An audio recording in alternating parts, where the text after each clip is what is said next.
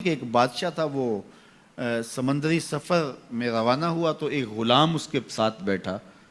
تو جب وہ کشتی ڈولتی تھی، ہچکولے کھاتی تھی تو وہ چیخے مارتا تھا، تو کشتی والوں کا سکون برباد ہو گیا. ایک دانا شخص تھا، اس نے کہا بادشاہ اگر آپ اجازت دیں تو میں اس کو چپ کرواؤں. اس نے کہا یہ تو کمال مہربانی ہوگی. تو اس نے دو نوجوانوں کو کہا کہ اس کو ذرا ہاتھوں سے اور پاؤں سے پکڑ کر کے پانی میں غوطے دو. تو اس کو پانی میں پھینکا، جب وہ ڈوبنے لگا نکالا اور کشتی میں بٹھایا.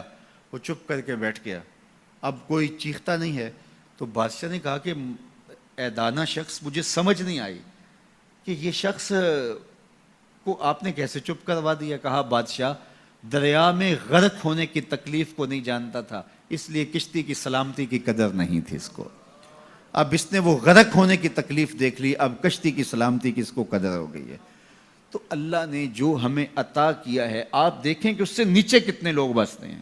جب آپ نیچے فرشت دیکھیں گے جو بیچارے نانے شبینہ کو ترستے ہیں. اگر مجھے تھوڑی سی تکلیف ہے اور میں جو ہے وہ اس تکلیف میں ناشکری کرنے بیٹھ جاتا ہوں، تو میاں وہ لوگ بھی ہیں جو بیچارے اپنی مرضی سے اپنا ہاتھ بھی نہیں اٹھا سکتے، جن کی عیدیں بھی جو ہیں وہ ہاسپٹل کے اندر گزرتی ہیں.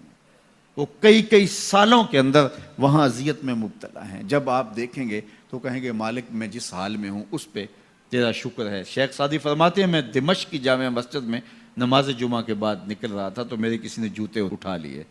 تو یہ شروع سے ہوتا آیا ہے. تو کہتے ہیں کہ میں ننگے پاؤں جا رہا تھا اور میری حالت یہ تھی کہ میں جوتا خریدنے کی استطاعت بھی نہیں رکھتا تھا. تو میں دل میں شکوہ کناں تھا کہ اتنا بڑا لوگ تجھے امام سمجھتے ہیں اور تیری یہ مالی پوزیشن کہ جوتے بھی نہیں خرید سکتا. تو آگے میں نے دیکھا ایک شخص تھا جس کے پاؤں ہی نہیں تھے اور وہ رینگتا ہوا آ رہا تھا. میں فوراً سجدہ ریز ہو گیا، مالک شکر ہے تو نے پاؤں تو عطا کیے، جوتے آج نہیں تو کل نصیب ہو جائیں گے. تو جو میسر ہے اس کی قدر سیکھو، جو میسر نہیں ہے اس کی جلن میں اپنے آپ کو جلانے کی کوشش نہ کرو، تو زندگی سوکھی ہو جائے گی. یہ ضابطہ میرے حضور نے دیا.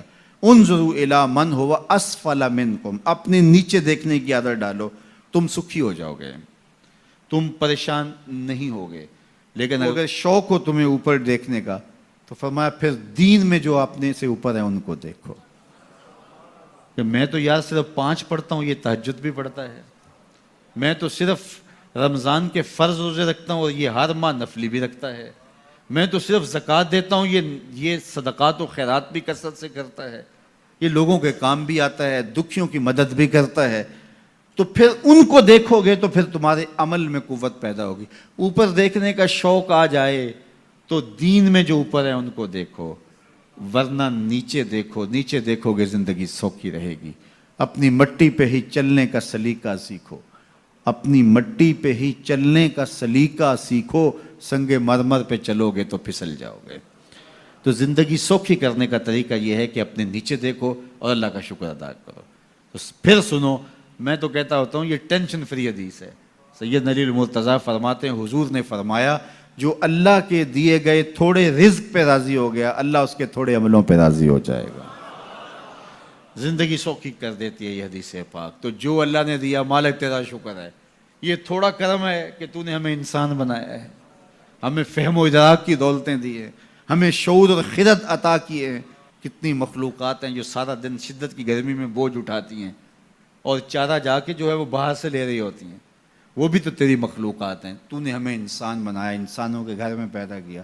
اور میں اور آپ تو اس کا شکر ادا نہیں کر سکتے کہ ہمیں اللہ نے محمد عربی کا غلام بنایا ہے، حضور کا امتی بنایا ہے. میری خوش قسمتی میں تیرا امتی، یہ میرا مقدر ہے، یہ آپ کا مقدر ہے.